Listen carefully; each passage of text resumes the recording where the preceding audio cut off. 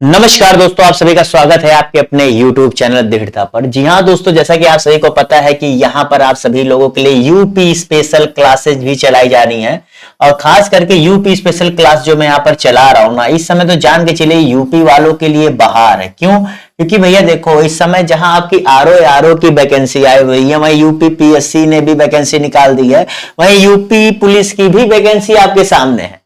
यानी कि मान के चलिए, जिस समय मैं क्लासेस चला रहा हूं जो कि बिल्कुल फ्री में आप सभी को मिल रही है, बहुत ही सही समय है, बहुत ही अच्छी तैयारी का समय है और सब कुछ बहुत अच्छा हो रहा। बस एक चीज है, तभी अच्छा होगा जब आप पढ़ेंगे। ठीक है, तो आपको पढ़ना है अगर, तो उसके लिए मेरे इस YouTube चैनल को क्या करो, सब्सक्राइब करो और साथ ही साथ जो क्लासेज आ रही है उन्हें देखो। इससे पहले एक क्लासेज हो चुकी है जो मैंने आपको कराया इस चैनल। जब एक क्लास खत्म हो गई ना, तो उसके अंतिम में आपको उस क्लास की जो है थंबनेल देखने को मिलेगी, जिस पे आप क्लिक करके डायरेक्ट वो क्लास देख भी सकेंगे। ठीक है, इस क्लास को शुरू करने से पहले एक छोटी चीज मैं और बताना चाहूंगा। देखिए, ये क्लास जो मैं पढ़ा रहा हूं ना, जो खास करके यूपी पीएससी के छात्र हैं, उनके प्री के साथ साथ मेंस में भी इस यूपी स्पेशल की बहुत बड़ी क्या वैल्यू हो गई। क्योंकि अब यूपी पीसीएस ने जो है, जो आपका ऑप्शनल होता था, उस ऑप्शनल में अब क्या कर दिया है, पूरा 2 पेपर केवल यूपी स्पेशल ही कर दिया है। तो जो बहुत बड़ा यहां पर चेंज किया गया है, जो पिछले साल ही हुआ था, तो ये जान के चलिए उसके हिसाब से मैं क्लास लेके, अगर आपको मेंस लेवल की यहां पर यूपी स्पेशल पढ़नी है तो वो पढ़ा रहा हूं। अब मैं कह रहा हूं आरओ वालों और यूपी पुलिस वालों, जो यहां पढ़ लोगे, कोई भी बुक तुम मार्केट से उठा लेना, कोई भी क्लास देख लेना, मेरे इसके बाहर का एक भी चीज तुम्हें ऐसा नहीं लगे कि सर ने ये छोड़ा, कुछ नहीं छूटने वाला। तो ये चीज मैं पहले बताने के साथ एक क्लास स्टार्ट करने जा रहा हूं। ठीक है, तो चलिए क्लास को शुरू करते हैं, बढ़ते हैं आज के पहले प्रश्न की तरफ, जो कि आज का पहला है, लेकिन इस यूपी स्पेशल सीरीज का 28वां प्रश्न होने वाला, 27वां प्रश्न होने वाला है, जो आपके स्क्रीन पर है। निम्नलिखित में से किस क्षेत्र की मिट्टी कंकड़ पत्थर तथा मोटे बालुओं से निर्मित होती है? चलिए बताइए, किस क्षेत्र की मिट्टी होती भैया, जो क्या होती है, कंकड़ पत्थर तथा मोटे बालुओं से निर्मित होती है? चलिए इसका फटाफट जवाब बताइए, क्या होगा? जवाब दीजिए दोस्त। तो जितने लोगों ने यहां पर इसका सही जवाब क्या दिया, आइए थोड़ा सा आगे इसके बारे में पढ़ते हैं, फिर हम लोग इसके बारे में डिटेल में जानेंगे। आइए, तो यहां पर इसका सही जवाब क्या होगा? देखिए, इसका सही जवाब है भाभर क्षेत्र। आपको मैंने जो पहली क्लास जिन्होंने मिस की है, वो वास्तव में बहुत बड़ी। देखिए, इस क्लास को मैं क्यों लाइन से चला रहा हूं, क्योंकि रीजन क्या है, ये आप जानेंगे तब आगे की चीजें आपके लिए आसान होंगी। ये जीवन का और पढ़ने का हर चीज का एक तरीका होता है कि सीरियल में चलिए, यहां से कूद के वहां, वहां से कूद के यहां, तो आप कंफ्यूज हो जाएंगे, जो पढ़ा है वो दिमाग में भी स्पष्ट नहीं हो पाएगा। ठीक है, तो इसलिए पहली क्लास में बताया है। तो भाबर छेद आप समझ जाएंगे क्या होता है। यहां क्या होता है, ये हिमालय नदियों के भारी निक्षेपों से निर्मित होने के कारण बना है। ठीक है, और क्या यहाँ की मिट्टी काफी छिछली होती है। कंकड़ पत्थर जहां होते वहां क्या होता है यार, मिट्टी तो आपको यहां की तरह मिट्टी मिलेगी नहीं जो हम लोग देख रहे हैं। वहां क्या होगा, मिट्टी तो होगी लेकिन कंकड़ से मतलब क्या, थोड़ी मोटी होती है, उसमें क्या होता है, पानी आसानी से क्या नीचे चला जाता है। ये देखो बहुत अच्छा, यहां क्या था, ऐसी मिट्टी भैया कृषि कार्य कैसे करोगे, जहां जल ठहर ही नहीं पाएगा, कुछ हो ही नहीं पाएगा। यहां पर आकर क्या झाड़ियां और वन पाएंगे, जहां पर ऐसी मिट्टी होगी वहां पर झाड़ियां वन पाएंगे। अब जैसे माउंटेनियस एरिया देखते हैं, वो माउंटेन्स एरिया नहीं जहां पर जो है मिट्टी अच्छी होती नहीं, जहां पर थोड़े मोटे जो है पत्थर, कंकड़ पत्थर पाए थे। जैसे चंबल आप जाएंगे थोड़ा सा एरिया, आप खास करके जब ऊपर जाएंगे, क्या नाम है, सहारनपुर साइड है, तो वहां ये सब पाया जाता है। चंबल नहीं, चंबल में तो पठारी पाया जाता है, वो एक अलग सीन है, उस पर हम नहीं जाएंगे, सॉरी, चंबल नहीं होता। तो इस हिसाब से आप समझ, इसका सही जवाब क्या था, इसका सही जवाब था मेरे दोस्तों क्या, भाभर क्षेत्र। ठीक है, चलिए अगले प्रश्न की तरफ बढ़ते हैं। तो इसका सही जवाब क्या था, ए। ठीक है, चलो अगले प्रश्न की तरफ बढ़ते हैं। अगला प्रश्न है, जलोढ़ या कद्दारी मिट्टी। ठीक है, जलोढ़ या कद्दारी या भात मृदा, 3 नाम से जानते हैं, जलोढ़ या कद्दारी या भात मृदा किस क्षेत्र में पाया जाता है? देखिए, मिट्टी स्पेशल मैंने क्लास लेके आया, मृदा स्पेशल, मिट्टी स्पेशल मैं क्लास लेकर के आया हूं, और ये जान के चलिए मेंस लेवल तक के लिए मेरा ये क्लास काम आएगा। ये लिख के ले लो, जो आपके ऑप्शनल में पूछा जाएगा वहां तक के लिए लिख के ले लो। ये हवा में नहीं बोल रहा हूं, ये लिखित बोल आपके सामने बोल रहा हूं। जब पेपर देके आएंगे तब आपको पता लगेगा कि क्यों मैं ऐसी बड़ी बड़ी बातें आपके सामने करता था। जब पेपर में आएगा तब तो भाई बड़ी बात है, जब सामने दिख जाए तो क्या वो अच्छी लगती है और सही और क्या जरूरी भी हो जाती है बताना आज की डेट में। तो यहां पर जितने लोगों ने इसका सही जवाब क्या दिया है,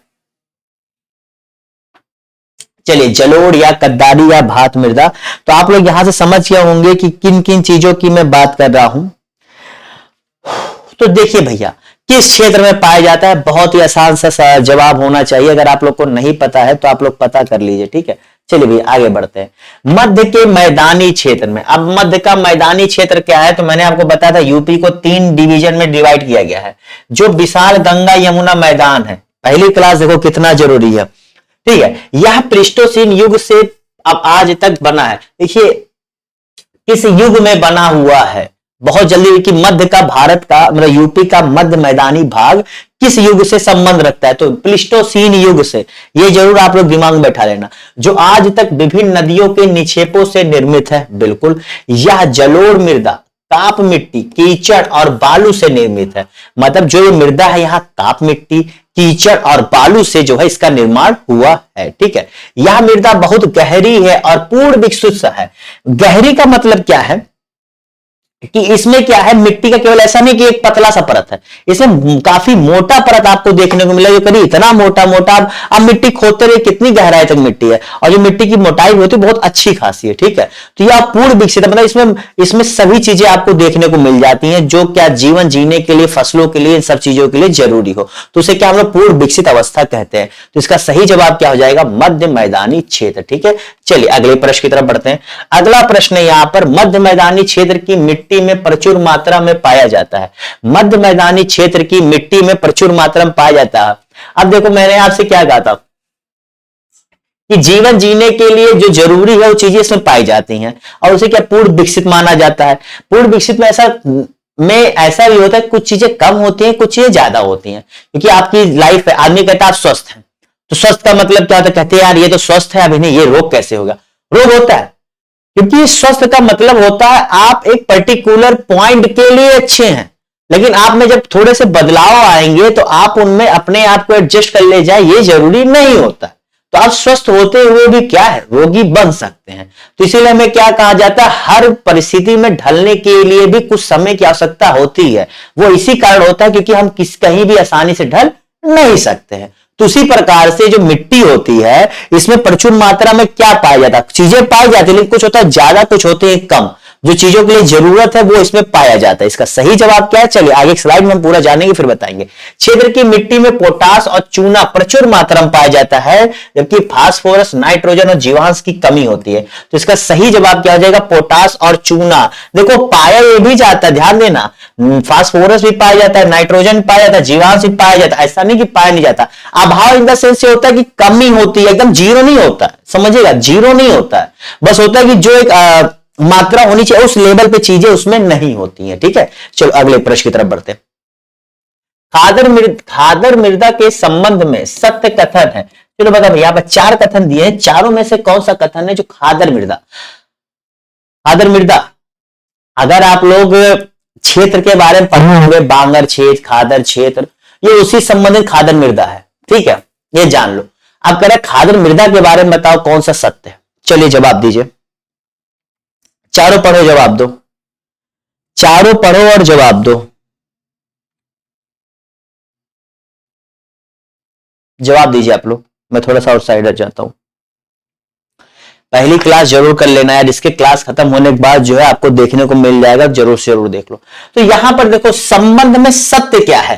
पहला करा, यह हल्के काले रंग की मिट्टी होती है, यहां मोटी मिट्टी होती है, इसमें जल धारण की क्षमता बांगर की अपेक्षा कम होता है। देखो बांगर भी आपको मिल गया, पहली क्लास देखोगे तो बांगर भी याद आ गया। इसमें चूना, पोटास, मैग्नीशियम तथा जैव तत्वों की क्या होती है, अधिक होती है। चलिए आगे स्लाइड में देखते हैं कि क्या सही था क्या गलत। इससे आप देखिए, मैं पहले उत्तर क्यों नहीं उसमें बता देता हूं, जब यहां से आप वहां जाएंगे ना तो इससे आपके दिमाग में चीजें कनेक्ट होकर के बैठेंगी कि आपने क्या जवाब दिया था, क्या उत्तर आया है, तो आपको अच्छे समझ में आए कि हाँ हमने गलती कहां की थी। तो देखिए अगर गलती को पहचान के बताऊंगा ना तो आपको अच्छे समझ में आएगा। चलो, इसे खादर भी कहते हैं, कछौरी भी कहते हैं और नवीन जलोढ़ मृदा भी कहते हैं। अलग अलग नामों से जो जाना जाता है ये भी आपके सामने है।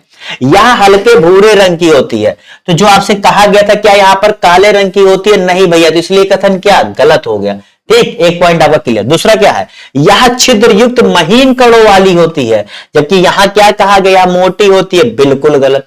छिद्रयुक्त महीन कड़ों वाली होती है। अगला क्या कह रहा है, यह बांगर की अपेक्षा अधिक जल धारण करने की क्षमता रखती है।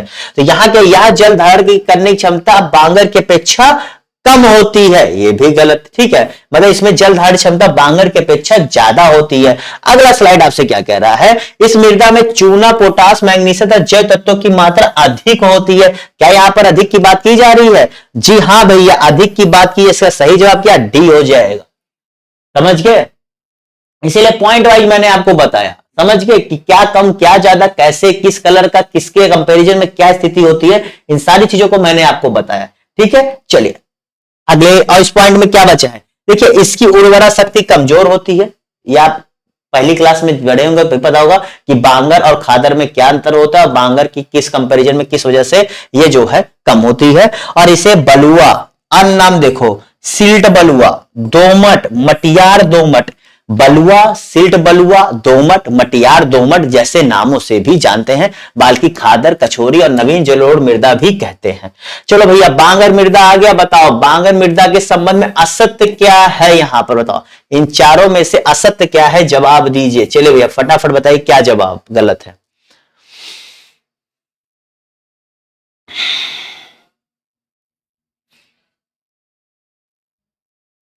चलिए जवाब दीजिए भैया, चीजें आपके सामने हैं, चारों पढ़ लिए अच्छे से। क्या असत्य है, मतलब इनमें से एक ही कथन गलत है, तीन सही है। यहां पे देखो तीन सही एक गलत है, तो जो गलत है वो आपको देखना है। चलो आगे साइड में देखते हैं कि क्या हम लोग को यहां पर ऐसा लगा। देखो देखो, जहां नदियों के बाढ़ का जल नहीं पहुंच पाता है वहां की मृदा को क्या बांगर या क्या पुरानी जलोढ़ मृदा कहा जाता है। यानी कि पहली बात तो बांगर या पुरानी जलोढ़ मृदा जैसे क्या होता है, मतलब ये नदी से थोड़ी इसकी दूरी होती है। ठीक है, और वहां पर क्या होता है, वहां पर पहले कभी नदी का पानी जाता रहा होगा, आज के कई सौ साल पहले। अब नदी भी समय समय के साथ अपना रास्ता बदलती रहती है, आपको पता है कि नहीं, क्यों? उसका कारण क्या होता है, अपर्दन।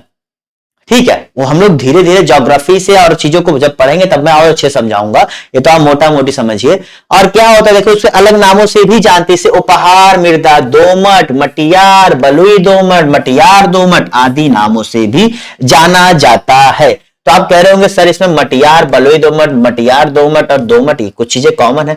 होगी भैया, हमें क्या करना है, जो लोग बुलाते हैं उस नाम से हमें बुलाना है, क्योंकि इतिहास को हम झूठ ठहरा नहीं सकते, जो कहा जा रहा है उसमें हमें साथ चलना पड़ता है। मृदा परिपक्व तथा क्या अधिक गहरी होती है, तो ये पॉइंट देखो क्या इसमें बात सच है, इस क्षेत्र की मृदा परिपक्व तथा गहरी होती, तो ये पॉइंट से यानी कि ये हमारा सही उत्तर नहीं होगा। आदिकाल से निरंतर कृषि उपयोग में आने के कारण इनकी उर्वरा शक्ति कम हो गई है। क्या भैया यहाँ पर इनकी उर्वरा शक्ति बढ़ गई है? देखो बहुत दूर जाने की जरूरत नहीं, यही पॉइंट हमारा गलत हो गया, यानी कि बी इसका सही जवाब है। लेकिन आगे बढ़ते हैं, अगला पॉइंट, अधिक मात्रा में खाद देने की जरूरत पड़ती है। ठीक है, इसे खाद देने की जरूरत पड़ती है, जी भैया ये भी पॉइंट सही, यानी कि हमारा जवाब तो मिल गया, लेकिन हमारी स्लाइड में देखना था क्या मैंने पूछा था, क्या आप लोगों ने मिस किया है जिसका गलत हुआ है। ठीक है, अगला पॉइंट कह रहा है अधिक मात्रा में खाद देने की जरूरत इसलिए पड़ती है क्योंकि क्यों, क्योंकि इन मृदाओं में क्यों अधिक मात्रा में, समझिएगा, फास्फोरस नाइट्रोजन की कमी होती जाती है, जिससे खाद की आवश्यकता अधिक होती है। समझ गए, ये समझ लीजिए। तो समझ इसका सही जवाब बी है, और नाइट्रोजन और फास्फोरस की कमी जो है इन मिट्टियों में पाई जाती है। समझ गए, चलो अगले प्रश्न की तरफ बढ़ा जाए। क्लियर, अगला प्रश्न है आप लोग के सामने, बांगर मृदा वाले क्षेत्र में कितने प्रतिशत भूमि ऊसर हो चुकी है? ऊसर क्या होना होता है ना, मतलब उसकी उपजाऊ क्षमता कम हो चुकी है, अब उसमें वो बात नहीं रह गई है। मतलब मान के चलिए कि मिट्टी का एक पूरी तरीके से 70-80 साल वाला एज मनुष्य के कंपैरिजन में, आदमी क्या होता है 60 साल तक क्या होता है, काम करने लायक होता है, लेकिन बुढ़ा कहा जाने लगता है। लेकिन कुछ समय बाद क्या होता है, उसकी इफिशियंसी या कह दीजिए उसकी लोगों में क्या कहते हैं, मतलब उसकी अपनी काम करने की क्षमता में और कमी आती जाती और कमी। लेकिन वो एक समय ऐसा था 70-80 साल तक बहुत लोग ऐसे होते, कुछ लोग तो चल लेते हैं, वो एक्सेप्शन होता है। मतलब 60-65 तक आप देखिए बहुत से लोग काम करने लायक ज्यादा कुछ रह नहीं जाते हैं, तो वो ऊसर भूमि, ऊसर जो है मान के चलिए स्थिति होती है इंसान की। समझ गए, कनेक्ट किए। चलो आइए और डिटेल में जानते हैं अच्छे से, पहले तो मैंने समझा दिया, आइए जानते हैं। बांगर मृदा वाले क्षेत्र में आप समझिएगा, खादर बांगर, तो बांगर मृदा वाले क्षेत्र की बात कर रहा हूं जहां पर नदियों बाढ़ का जल नहीं पहुंच पाता, यानी जो बहुत पुरानी हो जाती है। वहां पर भूमि के समतल होने से, वहां की भूमि आपको पता है कटान वटान हो नहीं रहा है, सब कुछ समतल है, जो बन गया समतल है। जल निकासी का क्या उचित प्रबंधन ना होने से, कई बार क्या होता है, जैसे मान के चलिए कहीं पर आपका जल रुक गया, जल रुकने से क्या होता है कि वहां पर जो है वो जल अगर आगे नहीं जा पा रहा, ठीक है, क्योंकि जल निकासी भी जरूरी है किसी भी मिट्टी के क्या उर्वरकता को बरकरार रखने के लिए, ठीक है। नहरों से सिंचाई किए जाने से, अब आप कहोगे नहरों सिंचाई किए जाने से क्या दिक्कत, देखिए नहरों जब आप सिंचाई करते हैं ना, तो वो अपने साथ कुछ ऐसी चीजों को लाते हैं जो मिट्टी के लिए लगातार अच्छा हो, ऐसा जरूरी नहीं है, ठीक है। वर्षा की कमी, आप देखो वर्षा की कमी, देखो वर्षा बहुत जरूरी होती है सिंचाई का नमक फसल के लिए, क्योंकि वर्षा से जो उसकी उत्पादकता और मिट्टी में जो उसमें गुणवत्ता में वृद्धि होती है वो आपके सिंचाई से नहीं होती है। सिंचाई एक जरिया है उसकी पूर्ति के लिए, लेकिन जो काम जब वर्षा से होता है वैसा नहरों से संभव नहीं होता। दूसरी, लवण युक्त जल से सिंचाई, जी भैया सिंचाई में आपको मैंने बताया ना, कई बार उसका पानी में कई दिक्कतें आती है, बहुत दूर से आता है यार, उसमें कई गंदगियां कई चीजें आती जाती है, तो ये सब प्रॉब्लम होती है। सिंचाई की अधिकता मतलब केवल सिंचाई पर पूरी तरीके से डिपेंडेंस हो जाना। जुताई एक ही गहराई तक करते रहना, देखो ये तो कृषि संबंधी चीज है। अगर आप एक चीज, बहुत लोग का खेत होगा, जिनके पास खेत होगा, एक चीज जानते होंगे कि जुताई जो की जाती है वो क्या होता है, समय समय पर जानबूझ के थोड़ा गहरा मिट्टी खोद दिया जाता है। इससे क्या होता है, इसे जब 2-3 बार के बाद से 2-3 साल तो मान लो, उसके बाद जानबूझ के नीचे से खुदाई की जाती है, जिससे जो नीचे मिट्टी सेफ है, जिसकी उर्वरकता ज्यादा, वो ऊपर है, तो इससे अच्छे से मिले, और जो फिर जो ऊपर वाली मिट्टी है तो नीचे जाती है, उसकी उर्वरकता फिर समय के साथ बढ़ती है, ठीक है। तो ये चीजें होती है, तो इसलिए क्या हमें थोड़ा गहरा खुदाई करना पड़ता है। और क्षारवरीय उर्वरकों के प्रयोग से, यार आप लोग उर्वरक प्रयोग करें, उसमें कई प्रकार के केमिकल होते हैं, उन केमिकल से भी आपको दिक्कत होती है, सामान्य सी बात है। ये सभी कारणों से लगभग 10% भूमि ऊसर हो चुकी है, जो कितना 0.4 लाख हेक्टेयर आपका बनती है। यहां से दोनों तरीके से प्रश्न पूछ सकते हैं। 0.4 लाख हेक्टेयर जो बता रहा हूं ना माय डियर, ये आपसे ऐसे डायरेक्ट प्रश्न पूछे कितने लाख हेक्टेयर, प्रतिशत में नहीं पूछा था, कितने लाख हेक्टेयर भूमि ऊसर हो चुकी है, तो लाख हेक्टेयर भी बता दिया है आपको 0.4, और वहीं पर आपको प्रतिशत भी बता दिया है 10%। तो इसका सही जवाब क्या हो जाएगा, 10% भूमि आपकी क्या ऊसर हो चुकी है, ठीक है। चलिए अगले प्रश्न की तरफ बढ़ते हैं। ऊसर भूमि को कितने भागों में बांटा गया है, इसीलिए मैं क्लास को जो लाता हूं ना, पर्टिकुलर क्लास क्यों लाता हूं, इसीलिए लाता हूं कि चीजों को आपको अच्छे से बता सकूं, चीज क्लास लंबी ना हो, आप 35 मिनट 30 मिनट मेरे साथ बैठे तो पूरी देखिए, एक पढ़ने वाले की इफिशियंसी जो सबसे बेस्ट टाइम होता है एक बार बैठने पर, वो 40 से 50 मिनट तक बहुत बेस्ट समय होता है, जब वो एक बार वो पढ़ने बैठा करो, दिल से बैठा है। 40-50 मिनट वो पढ़ लेता है ना, उसकी इफिशियंसी में थोड़ी सी कमी आने लगती है, ठीक है, जब तक कि उसका एग्जाम अगले दिन या एक आध हफ्ते के अंदर ना हो, ठीक है। मतलब बहुत कंसंट्रेट हो तो भले, अगर आदमी नॉर्मली पढ़ रहा है तो 40-50 मिनट के बाद उसको थकान या उसको फिर होता है कि अरे यार ये क्या है, ठीक है। इसलिए मैं 30 मिनट से 35 मिनट तक लंबी क्लास रखता नहीं हूं। तो चलो यहां पर कितने भागों में बांटा गया, तो आइए समझिएगा, 2 भागों। पहले देखो इसका जवाब 2 है, अब 2 क्यों है आइए जानते हैं। ऊसर भूमि को रह, बंजर तथा कल्लर नाम से भी जानते हैं। जो ऊसर भूमि था, रह, कल्लर, बंजर, ठीक है। देखो बंजर वर्ड भी आ गया, ठीक है।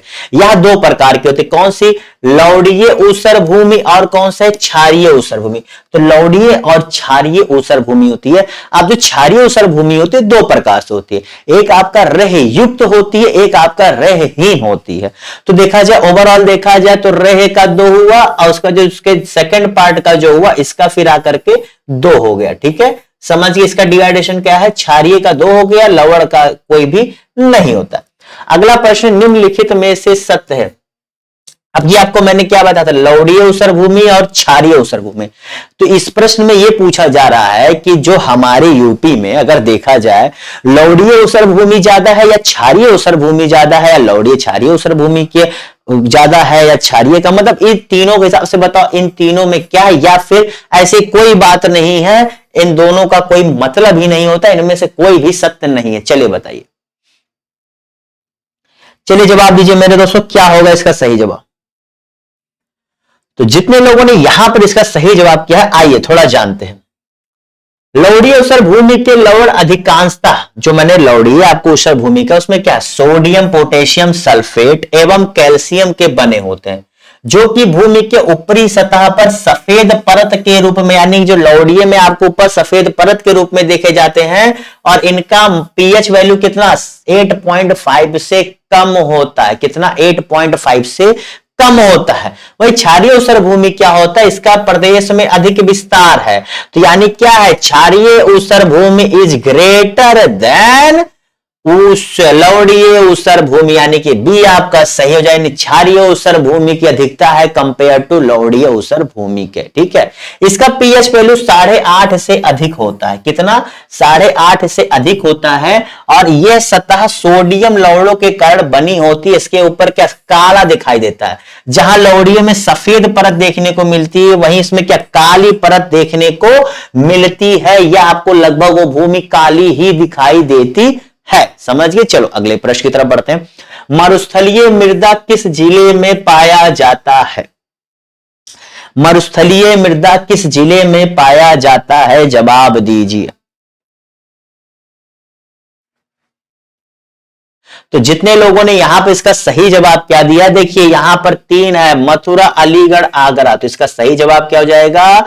मथुरा अलीगढ़ आगरा में से आगरा, सुल्तानपुर, बांदा, झांसी यहां भैया नहीं मिलती है। और जानिए, इस जो आप देख रहे हैं मरुस्थलीय, इसमें लवण तथा फास्फोरस अधिक मात्रा में होते हैं। इसमें जीवांश पदार्थ एवं नाइट्रोजन का अभाव होता है और इस पर कुछ मोटे अनाजों की खेती की जाती है। इससे ज्यादा प्रश्न आपको पूछ ही नहीं सकता। ठीक है, अगले प्रश्न की तरफ बढ़ते हैं। भूड़ मृदा क्या है? अब आप लोग देखिए, ये ऐसी मृदा के नाम आप सुनेंगे जो आप लोग कॉमनली पढ़े ही नहीं होंगे। जो बहुत दिन से पढ़ रहा होगा भले सुना हो, वरना जो छोटे मोटे से वन लाइनर किताब लेकर के पढ़ने की कोशिश करते हैं, उन लोगों के लिए तो लगेगा अरे ये मिट्टी कहां से आ गई, आती है भैया। तो ये मृदा क्या है? ये गंगा के क्षेत्र में पाए जाते हैं, यमुना के क्षेत्र में पाए जाते हैं, या बहुत पहले से निर्मित ये बलुई मिट्टी है, या फिर ये तीनों को मिला करके ये जो है भूड़ मृदा होते हैं। समझिए, बताइए इसका सही जवाब क्या होगा। अच्छा प्रश्न है। ये सब वो है जो मैं बता रहा हूं ना, ये सब पढ़ने के बाद आपको फिर मेंस वेंस के लिए टेंशन नहीं लेना, पढ़ना है। देखो एक चीज जान चलो, मेरी क्लास आपको नोट्स देकर जाती है। अगर जो बच्चा सही से पढ़ रहा होगा, थोड़ा सा भी सीरियस होगा और मेरे बताए गए पॉइंट्स को नोट कर रहा होगा, या मेरी स्लाइड्स को स्क्रीनशॉट लेकर रख रहा होगा रिवीजन के लिए, यकीन मानो वो एक नोट्स तैयार कर रहा है और उसके इसी नोट से वो यकीन मानो अंतिम समय में इतना फायदेमंद होगा क्विक रिवीजन के लिए। इसका जवाब नहीं है। अगला चलिए इसका सही जवाब क्या है, आइए देखते हैं। ये गंगा, यमुना तथा उसकी सहायक नदियों के बाढ़ वाले क्षेत्रों में बहुत पहले से निर्मित बलुई मिट्टी के 10 से फीट ऊंची टीलों को क्या कहते हैं? भूड़ मृदा कहा जाता है। और सबसे बड़ी चीज क्या है, यह मृदा हल्की दोमट बलुई होती है। आप लोगों को मैंने दोमट बलुई पढ़ाया था। इसके पहले 2 क्वेश्चन 3 क्वेश्चन पहले क्या देखे थे? दोमट बलुई आप देखे थे। तो जी हाँ दोस्तों, यह हल्की दोमट बलुई होती। तो इसका सही जवाब क्या होगा? उपर्युक्त सभी। समझ गए। 10 से 20 फीट ऊंची टीला होता है जो पहले से जमा होता है। यह गंगा यमुना के आसपास क्षेत्रों वालों में जो है इसका निर्माण होता है। समझ गए। अगले प्रश्न की तरफ बढ़ते हैं। करेल मृदा, बहुत अच्छा प्रश्न। चलो बताओ, नाम सुना है कि नहीं? नाम सुना है कि नहीं माय डियर?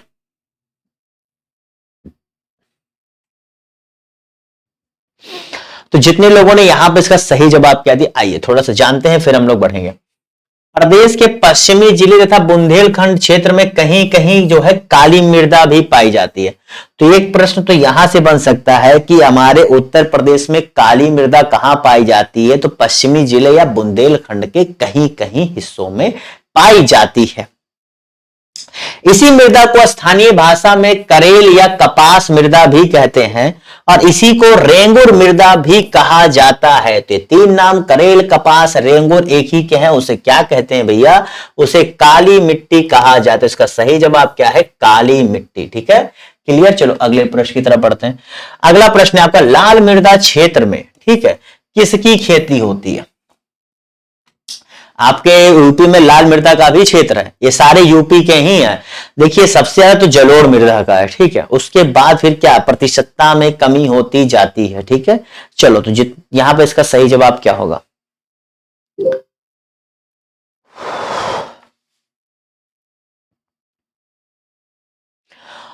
तो किसकी खेती होती है? तो जितने लोगों ने यहां पर इसका सही जवाब क्या दिया है, चलिए आइए ध्यान से पढ़ते हैं इसका सही जवाब क्या होगा। अब मैप से थोड़ा समझेंगे, यहां पर आप देख रहे मैप। चलिए यहां पर देखिए क्या है, यह मृदा दक्षिणी प्रयागराज, झांसी, मिर्जापुर, सोनभद्र और चंदौली जिले के आसपास स्थित है। अगर आप यूपी का मैप अगर आप रखे होंगे इसमें, चलिए थोड़ा सा आपको अगली बार और अच्छा मैप लाने की कोशिश करूंगा। यहां पर देखिए आपको ये आप चंदौली हो जाएगा, ठीक है, जो आपका बॉर्डर बनाता है किससे, बिहार से, ठीक है। उसके बाद उसके नीचे क्या सोनभद्र आता है। फिर आपका क्या कह रहा है, प्रयागराज, दक्षिणी प्रयागराज का दक्षिणी हिस्सा। फिर आपका झांसी आ जाता है, ठीक है, यहां पर झांसी आ जाता है। फिर आपका क्या था, मिर्जापुर से, प्रयागराज के बगल मिर्जापुर, ठीक है। तो ये सारी जो है मिल करके क्या है आपका, ये सारे हिस्सों में आपके क्या लाल मृदा के अंश पाए जाते हैं, जिस पर दलहन एवं तिलहन की खेती की जाती है। तो इसका सही जवाब क्या होगा, दलहन के साथ साथ तिलहन की खेती भी की जाती है। अब इस मिट्टी के बारे में थोड़ा जान लो, क्या है इसमें, नाइट्रोजन, फास्फोरस, चूना, जय तत्वों की कमी और क्या लौह अंश की अधिकता। सबसे ज्यादा क्या पाए, देखो लाल मृदा में एक चीज जान लेना, लौह अंश तो अच्छे खासे मिलेंगे, ये चीज जान लेना, ठीक है, कहीं की इंडिया का हो चाहे जहां का हो, लौह अंश की अधिकता हमेशा मिलेगी। और उनमें ये जान के चलो, अगर आप इसे चाहे आप इंडिया का भी अगर आप सॉइल्स के बारे में पढ़ेंगे, मिट्टी मृदा के बारे में, तो भी आपको ये सब चीजें कुछ कॉमन ही मिलेंगी, लगभग 70-60-70%। कुछ चीजें अंतराल होती हैं, क्योंकि ज्योग्राफी आप जब पढ़ेंगे तो आप देखेंगे कि रीजन वाइज भी चीजों में विभिन्नता पाई जाती है, ठीक है। चलो अगले प्रश्न की तरफ बढ़ते हैं। अगला प्रश्न है, हमीरपुर, जालौन और बड़ों में पाई जाने वाली मिट्टी है। चलो बताओ, हमीरपुर, जालौन और बड़ों तो क्या होगा यार, मतलब ये कुछ मिट्टियां हैं जो इन क्षेत्रों में स्पेशल रूप से पाई जाती हैं, ठीक है। अरे यार बीहड़ होगा, बीहड़ों में, वही मैं कह रहा हूं, क्या है ये, हमीरपुर, जालौन और बीहड़ों में पाई जाने वाली मिट्टी है। मैं कह रहा बीड़ा कहां से, बड़ो बीड़ा होने मतलब इतना गजब का मिस्टेक, जरूर क्वेश्चन ऐसे बनाए जाते कुछ ना कुछ एकाध मिस्टेक ही जाते हैं। चलो यही होता है, आपको पता है तो दिक्कत नहीं होती, नहीं पता है तो आपको लगे ये सही भी है कि गलत भी है। तो चलिए यहां पे इसका सही जवाब क्या हो सकता है, देखिए इसका मैं जवाब बताता हूं, परवा मृदा कहते हैं इसे, परवा मृदा कहते हैं, जो आपके कहां पर, हमीरपुर, जालौन और बीहड़ क्षेत्रों में पाए जाते हैं। थोड़ा सा मैप देख लीजिएगा, आज का मैप मैं लाया तो हूं, लेकिन मैप मुझे लग रहा है कि मुझे थोड़ा सा और सही लाने की जरूरत है।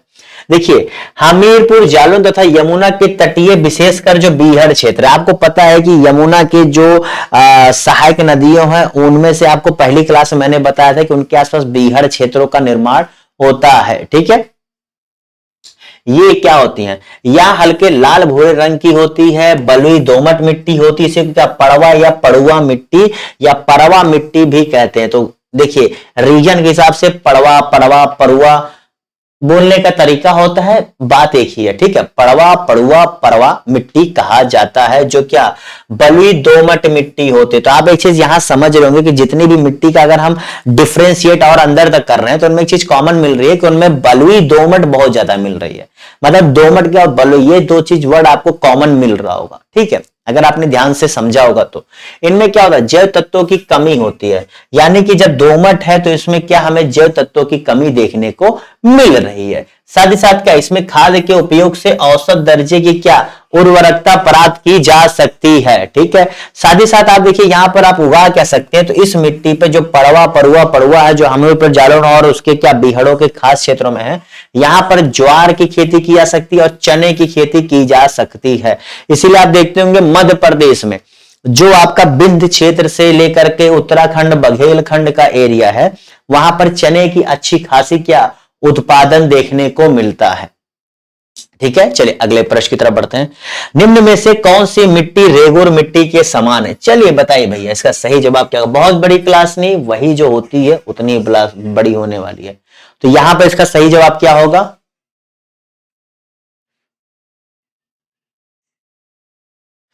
तो जितने लोगों ने यहां पर इसका सही जवाब क्या दिया है, जी भैया देखिए, ये जो है आपकी रेगुर मिर्ती जो है किसके समान होती है?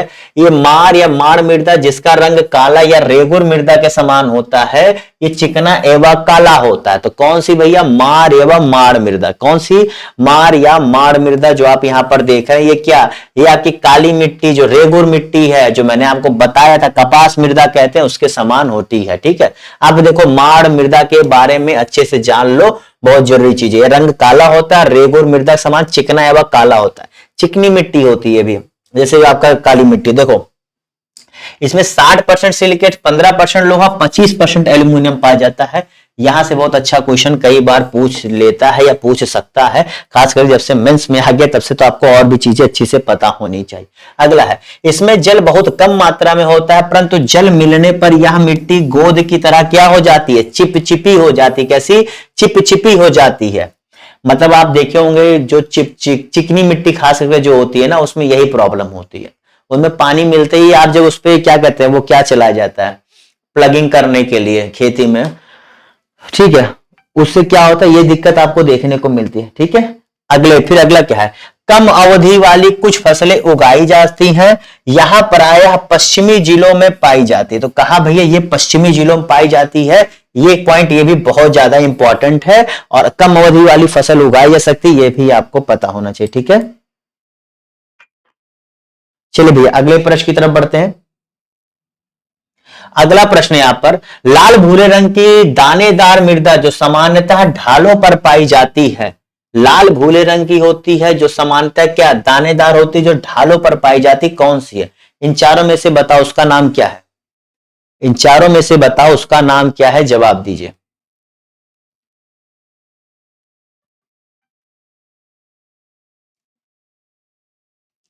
तो जितने लोगों ने यहां पे इसका सही जवाब किया था, आइए देखते हैं। राकर या राकड़ मृदा उसे कहते हैं। ठीक है, उसका सही जवाब क्या है? राकर या राकड़ मृदा जो लाल भूरे रंग की होती है, दानेदार होती है और ढाल स्थान पर पाई जाती है। तो यहां से 3 पॉइंट राकड़ मृदा के बारे में आपको जान गए हैं। आइए प्रश्न सही, आपके 3 पॉइंट बन गए। अगर आपको पता था सही, नहीं पता जान लीजिए, बहुत इंपॉर्टेंट है।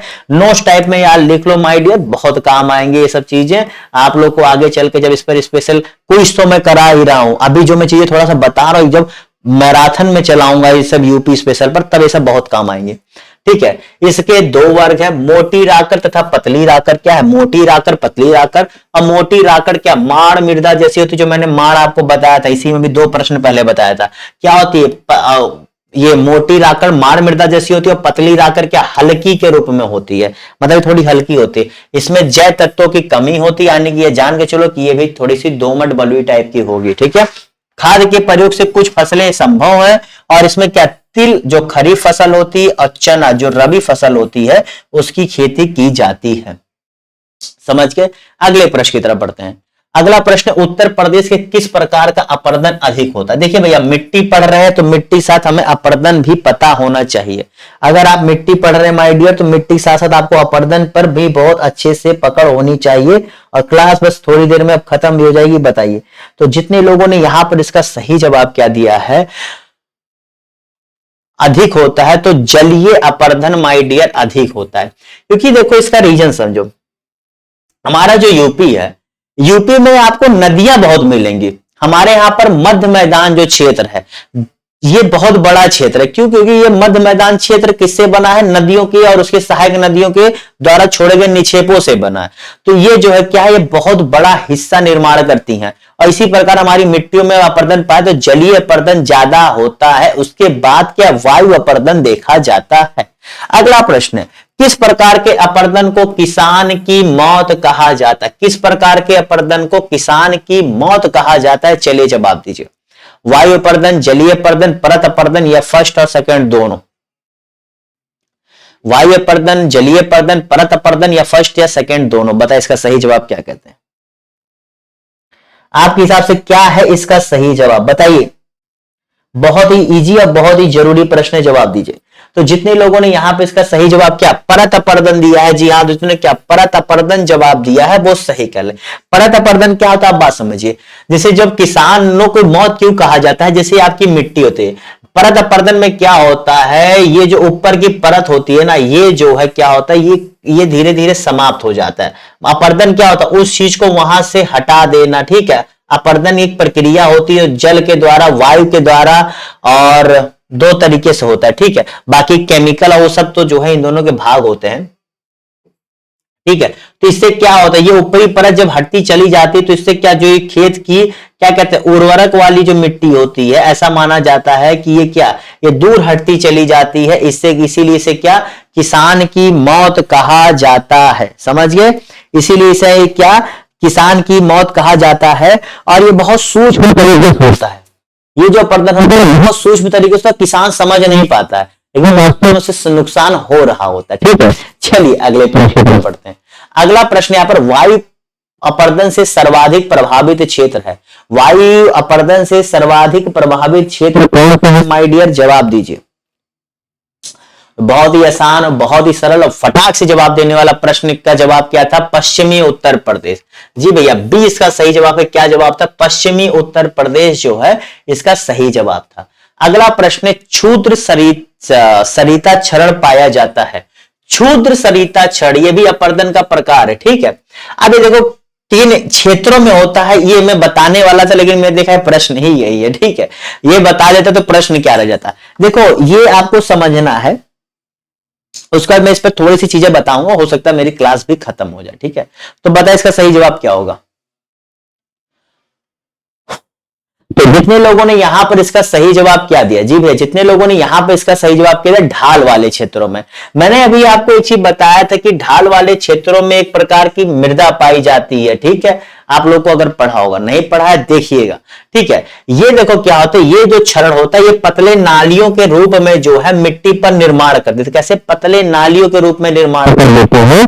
और इससे क्या होता है, वहां पर वो क्या, मिट्टी की लेयर को या मिट्टी का क्या, एक नाली बना देती है। मतलब ऐसे बेसिकली जैसे मान के चलो ये मिट्टी है, तो उसमें से बहते हुए नाली नुमा एक पूरा आकार का निर्माण कर देती है उस मिट्टी के बीच से, और काफी नुकसान होता है। खैर ये जो होती है, जो क्षुद्र सरिता क्षरण होती है, जो थोड़े ढाल होते हैं, देखिए यार ढाल के साथ ये जो है आपके जो थोड़े ढाल होते हैं वहां पर पाई जाती है क्षुद्र सरिता क्षरण, मतलब वो। लेकिन वहीं पर जहां पर ढाल ज्यादा होते हैं वहां पर क्या, अवनालिका क्षरण होता है। कौन सा, अवनालिका, ये आपको मैंने ख्याल से पता होना चाहिए क्या होता है। अवनालिका जो क्षरण होती है वो जहां पर अधिक ढाल होते हैं वहां पर पाई जाती है। और वहां पर पाए जाने से क्या होता है माय डियर, ये इसे अवनालिका, इसे ही क्या, क्षुद्र सरिता क्षरण का बृहत रूप कहते हैं। माने जब बड़ा आकार हो जाता है उसे अवनालिका क्षरण कहा जाता है। इसमें क्या होता है, यू और वी आकार के सुरंग भी बन जाते हैं। यू और वी आकार के सुरंग का निर्माण भी आपको देखने को मिलता है अवनालिका क्षरण से, ठीक है। समझ के उम्मीद करता हूं आपको ये क्लास अच्छी लगी होगी। और हाँ, जाते थे एक अंतिम बात, ये अवनालिका क्षरण से प्रभावित सबसे ज्यादा क्षेत्र है तो आपका इटावा जिला है, ठीक है। इटावा, और खास करके इटावा जिला के साथ साथ और पूछ सकता है तो यमुना या फिर जो है क्या बीहड़, यमुना से संबंधित क्षेत्र या फिर क्या बीहड़ क्षेत्र में ये आपका ज्यादा देखा जाता है। क्या नाम है, अवनालिका वाला। और सबसे ज्यादा प्रभावित क्षेत्र अगर देखा जाए तो इटावा, आप एक चीज अपने दिमाग में रख लीजिएगा, ठीक है। अगले प्रश्न देखिए, अगला प्रश्न कुछ है कि नहीं। चलो ठीक है, तो इसी साथ भैया क्लास को खत्म करते हैं। और वायु अपर्दन से एक प्रश्न बन सकता था लेकिन मेरे ख्याल से, चलो एक अब थोड़ा स्लाइड पीछे करके इसमें काफी कुछ लिख दिया है, एक मिनट माफ करिएगा। तो इसमें एक चीज, वायु अपर्दन यहां पर है या नहीं, एक मिनट, कौन सा था, हाँ वायु अपर्दन था ना। देखो यहां पर पश्चिमी उत्तर प्रदेश मैंने लिखा था ना, लेकिन जिलों के बारे में जान लो, आगरा, मथुरा, इटावा, यहां पर जान लो आगरा, मथुरा, ठीक है। आगरा, मथुरा और भी जिले हैं, लेकिन ये जो है आपके बहुत ज्यादा प्रभावित जिले हैं किससे, वायु अपर्दन से, ठीक है। आगरा, मथुरा, इटावा, ये आपके वायु अपर्दन से सबसे ज्यादा प्रभावित जिलों में से आपके आएंगे, ठीक है। तो मैंने कहा ये पॉइंट भी पता होना चाहिए कि डायरेक्ट बेस्ड क्वेश्चन इससे पूछ सकता है। तो इसी साथ इस क्लास में समाप्त करता हूं, फिर मिलता हूं आप सभी से, तब तक के लिए goodbye, have a good day, bye bye, tata, see you. और फिर बता रहा हूं बहुत इंपॉर्टेंट क्लास है, इसके बाहर आपको कुछ नहीं आएगा, ये मैं आपको बहुत ही विश्वास दिलाता हूं, इस चीज को मान के चलिए। और साथ ही साथ जो पहली क्लास हुई अगर नहीं देखा तो देख लीजिएगा और अपने दोस्तों के साथ शेयर करना मत भूलिए। और सुबह 10 बजे जो प्रैक्टिस क्लास चल रही वो भी देखिए, शाम को 4 बजे यहाँ थ्योरी क्लास, सॉरी यहाँ पर जो सब्जेक्ट वाइज क्लास चला रहा हूं इसे भी देखना मत भूलिएगा। ठीक है, bye bye, tata, see you.